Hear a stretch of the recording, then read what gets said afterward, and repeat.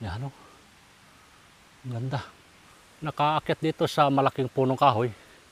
Itong pagkalakit. Biglang lumakas yung hangin dito. Ang laki. Grabe. Meron akong naamoy na kakaibang amoy. May muusok dito. Kita nyo talaga na may kumukulong tubig. Oh, grabe. Talagang kumukulo yung tubig. Dito pa lang sa may crater ng bulkan ng Mount Makiling ay nagkakaroon na ng linta.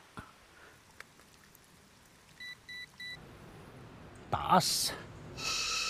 Magkasanga itong punong kahoy. Meron dito. Sobrang napakalakas pero napakaliit na insekto lamang yan. Itong kung tawagan na sa amin ay bayoko, no? Iligaw ng mga nakatira dito na hindi natin nakikita, no? Bato, madaganon tayo. Tapos tayo rito. Ang lalaki.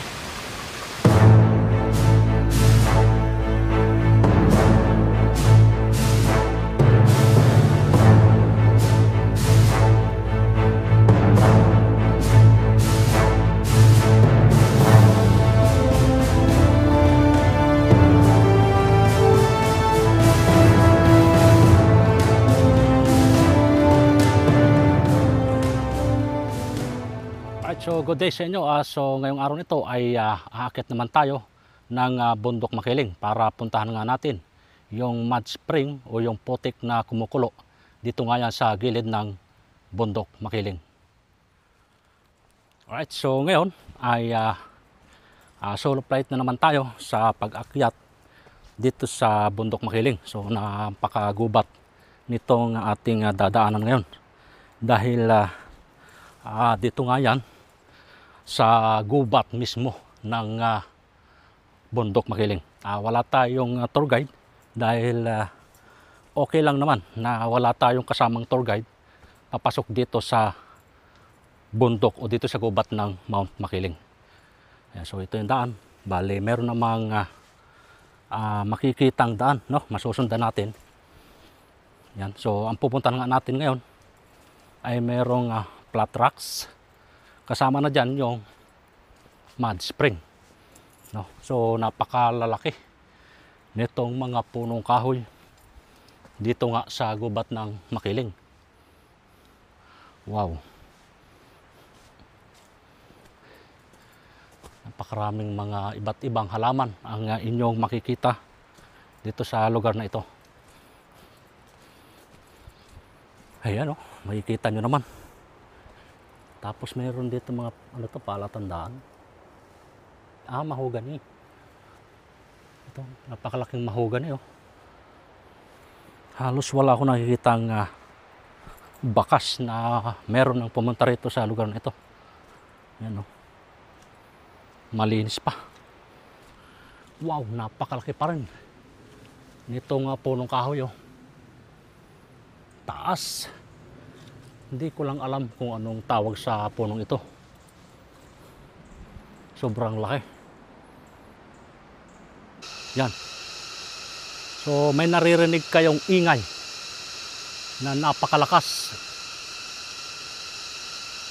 Yan po ay yung isang hayop.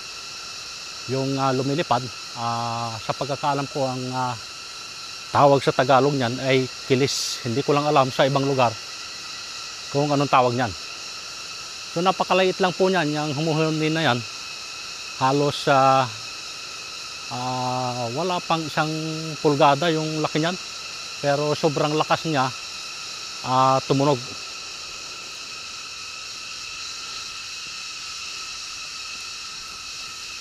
Yun, magkasanga itong punong kahoy.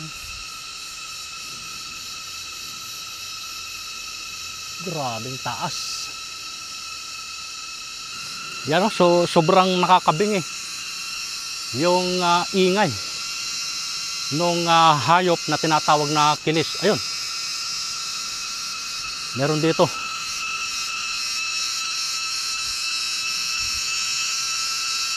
sobrang napakalakas, pero napakaliit na insekto lamang yan. Tingnan natin.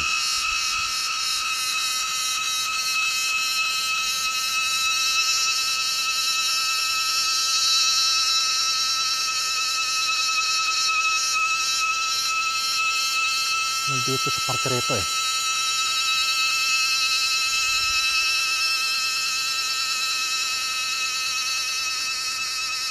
Hindi ko siya makita idol, so nandito lang sa kahoy na ito. Pero hindi ko siya makita dahil maliit lang siya. Subukan nating makita kapag hindi siya lumipad. Tapos na siyang humuni.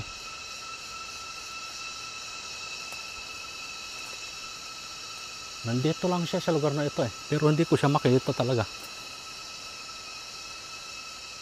Ayun mga idol, no. Ayun, no. Napakaliit lang niya. Yan. Hindi makita sa camera kasi sobrang liit.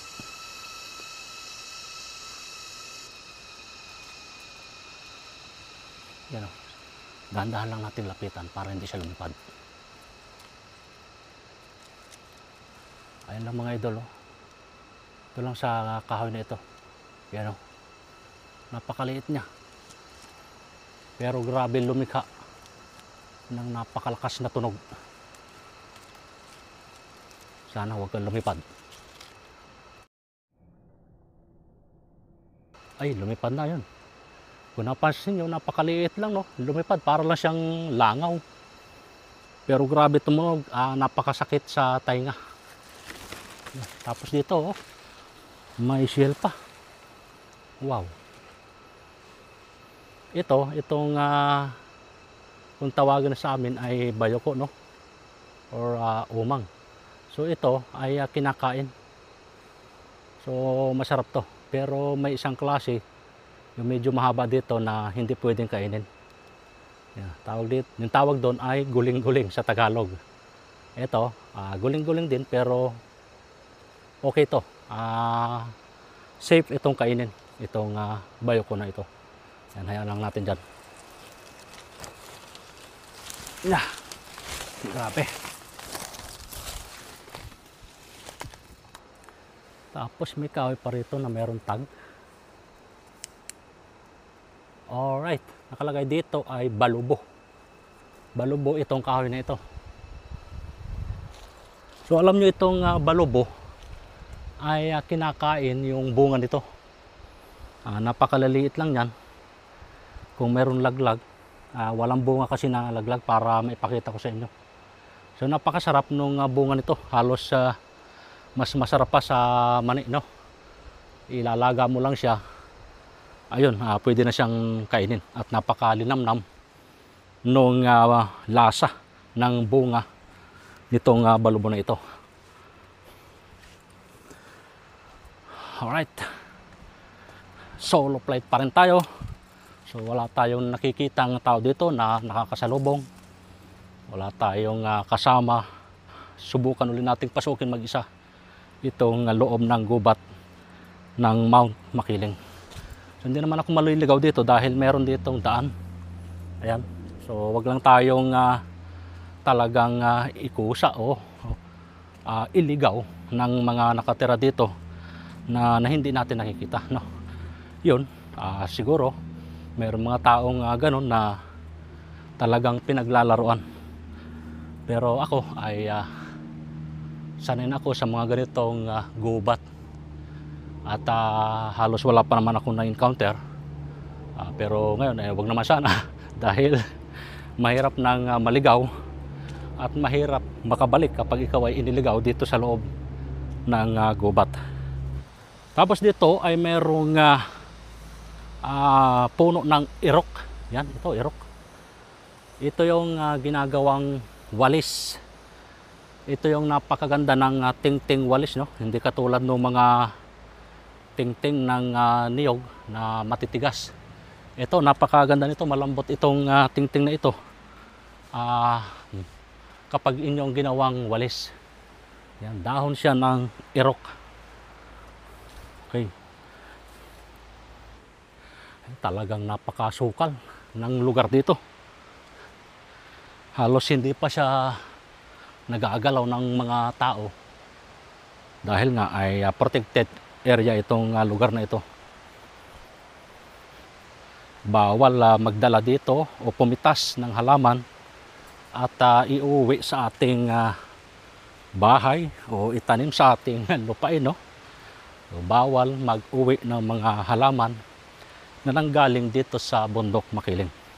Dahil doon sa lugar doon, sa entrance, ay merong gwardiya at isa pa, doon sa parting unahan ay meron namang mga coast guard, no? Meron dito bunga ng irok. Ayan.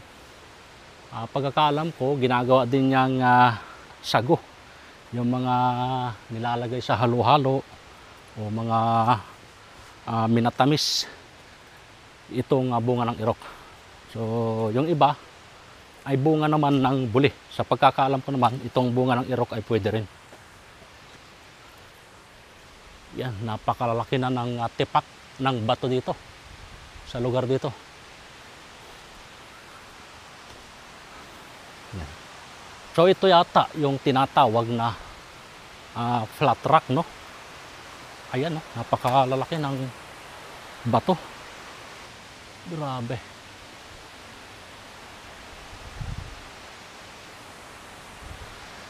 Oh, lalaki. Nakakatakot pumunta dito mag-isa, no? Dahil wala tayong kasama.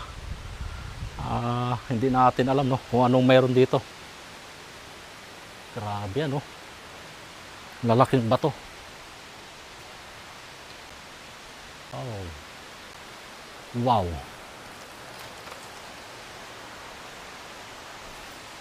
No. Tapos dito mayroon pang punong kahoy, oh. Ang taas nito. Baka mahulog bigla itong bato. Madaganan tayo. Tapos tayo rito. Yan. Pagkalalaking tipak ng bato.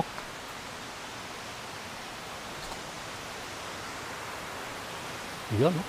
Grabe, oh. Wow. Grabing lalaking tipak.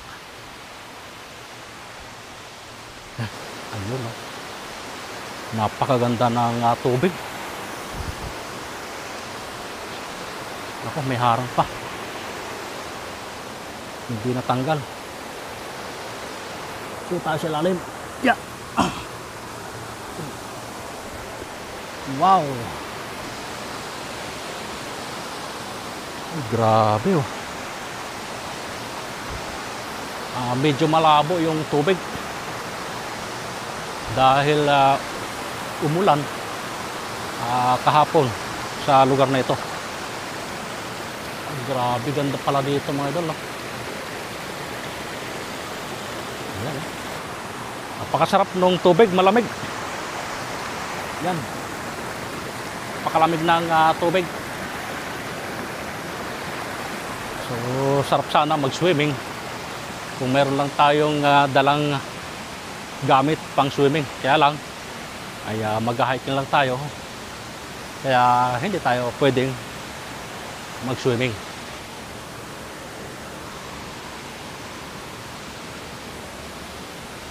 Ayan, napakalaki ng mga tipak ng bato rito.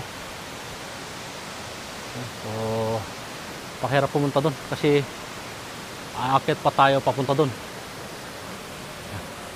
Akitin natin aring malalaking bato.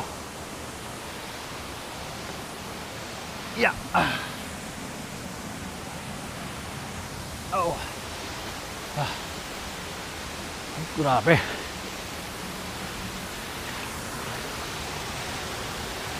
Ang lalaki.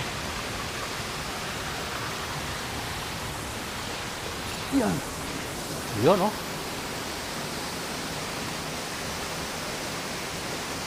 Grabe rito, ah.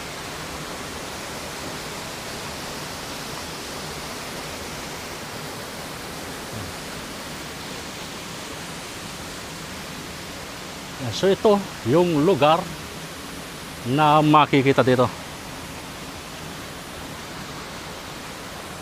So baba na tayo. Ah,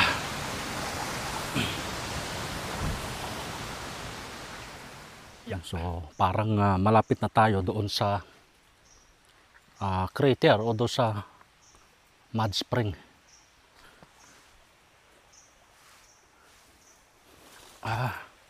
Sapa pala ito.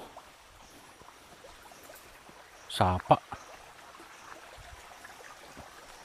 Yan o.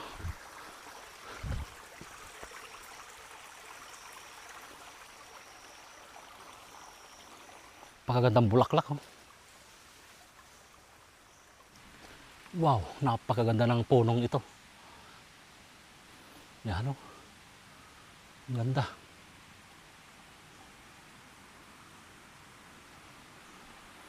Tapos ito pa oh. Napakaganda. Tapos meron ditong matinik. Yan, so ito yung ginagawang yantok no. Yung palasan. Yun oh. Napakatibay nito.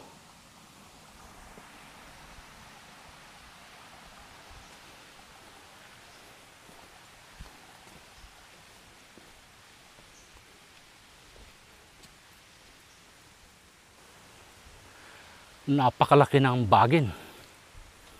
Ayan oh. Laki. Nakaakyat dito sa malaking punong kahoy. Itong pagkalaki-laking baging na ito. Lumalakas yung hangin dito sa loob ng gubat. Ayan. Biglang lumakas yung hangin dito.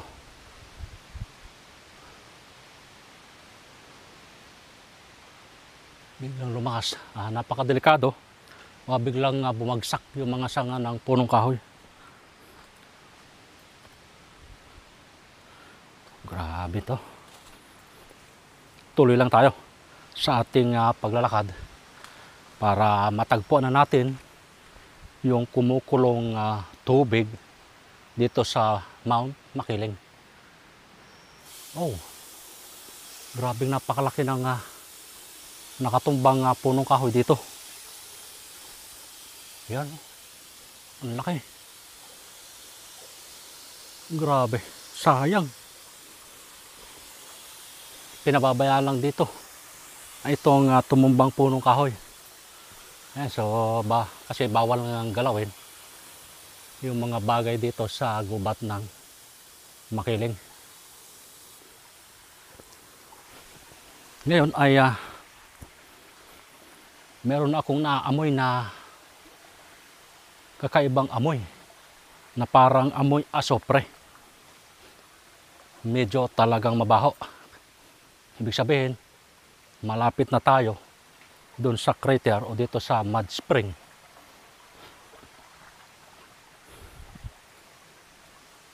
Ayun, may umuusok dito mga idol. Ito na yata yun.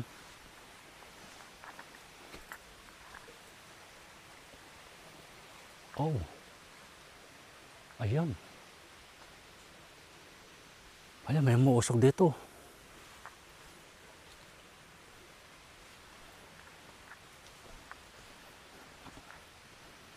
Ayun, okay. Ayan, ito na nga. Nakarating na tayo dito sa crater o dito sa mud spring. Grabe oh. Right. Warning, do not cross the fence. No.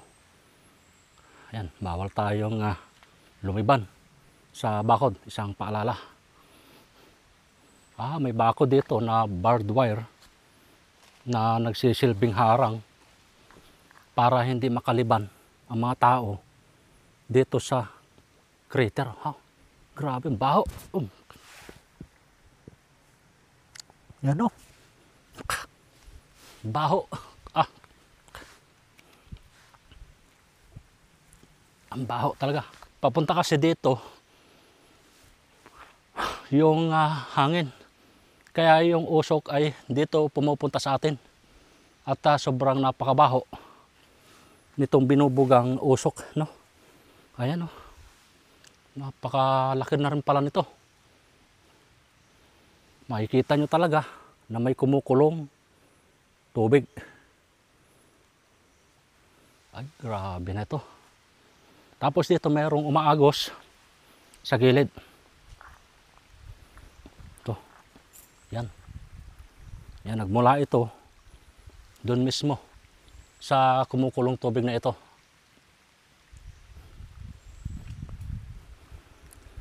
Subukan nating hawakan kung gaano nga ba ito kainit.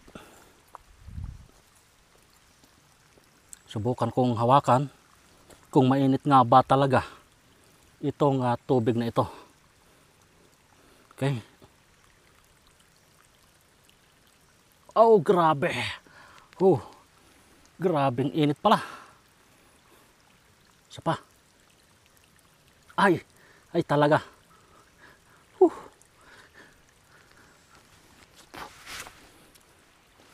Yan. So yung init dito mga idol, no? Yung init ng tubig ay hindi nating kayang patagalin yung kamay natin doon sa tubig. So parang bagong ahon na pangkape, no? So kung pwede nga pangkape ay pwede na kayo magkape, no? Kung pwede lang inumin itong tubig na ito. Grabe ang init. Tapos dito mayroon ng hukay. Ayan, no? Meron ditong isang maliit na hukay. Yan. Yan mismo. Yung pinakang crater dito sa Mount Makiling.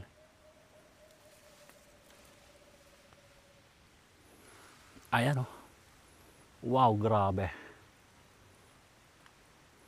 Talagang kumukulo yung tubig. Dito ay masasabi natin na aktibo itong Mount Makiling dahil dito pa lang ay talagang bumubulwak yung mga tubig.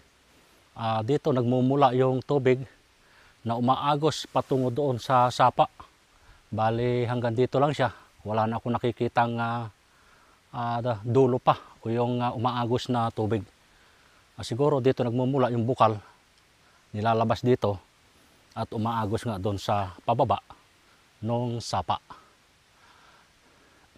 Dito pa lang yan, sa gilid mismo ng bundok Makiling o ng Mount Makiling, itong crater na ito. Paano pa kaya doon sa surface nitong Mount Makiling? Ano kaya ang mayroong itinatago doon? Dahil ang isang bulkan ay talagang doon mismo sa tuktok ng mount o sa tuktok ng bundok nagmumula ang mga crater. Pero dito sa gilid ay mayroong crater. Paano pa kaya doon sa ibabaw ng Mount Makiling na ito na hindi natin alam? Baka may isang lihim na ganito din na hindi lang lumalabas.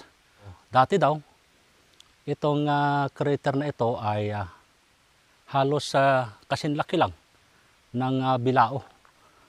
Pero ngayon ay lumalaki na.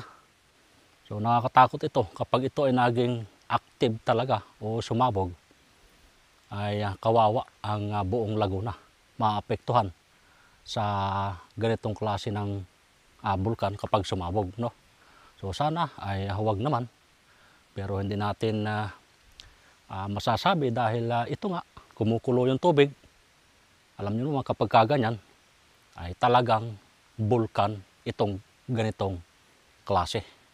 Dito pa lang mga guys, no, meron ng alimatik. Oh, ayan, oh. May alimatik na sa lugar dito. Dito pa lang sa may crater ng bulkan ng Mount Makiling ay nagkakaroon na ng linta. Yan. May alimatik na agad dito. Kaya pag hindi ito napansin, ay mabubusog ito sa ating katawan. Susuot siya dito sa mga kasulok-sulukan ng ating katawan. Kaya delikado. Yan. Tapos dito ay susubukan nating basahin o i-reading ang init nitong crater na ito, itong tubig.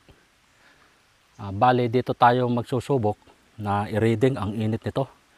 Bali nagdala tayo ng temperature gun, no? Pang barrel natin sa tubig kung gaano nga ba kainit itong tubig na ito, no? So subukan natin i-reading itong tubig kung gaano ba siya kainit. Okay, yan, subukan natin.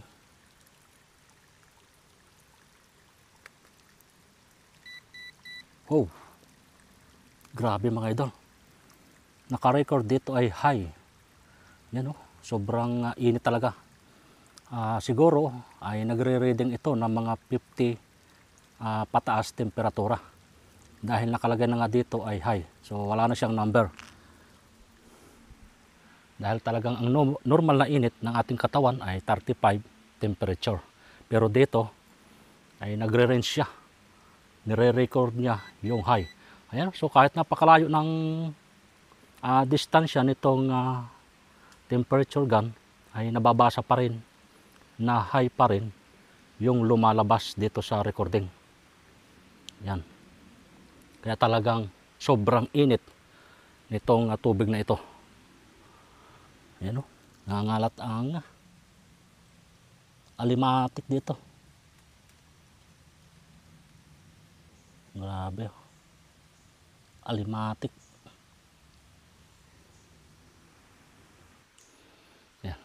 Kaya itong kinatatayuan ko mismo ay maaaring bunga pa rin ito o crater pa rin nitong crater ng Mount Makiling.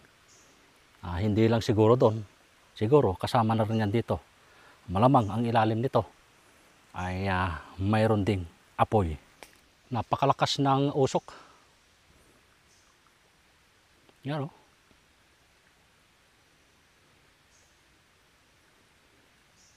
So kapag nahulog ang tao dyan, talagang hindi rin bubuhayin dahil sobrang init talaga. Maluluto talaga kapag nahulog ang tao dyan. Kaya nagkaroon dito ng bakod para safe na hindi makapunta ang tao doon at malubog nga dito sa bunganga nitong crater na ito.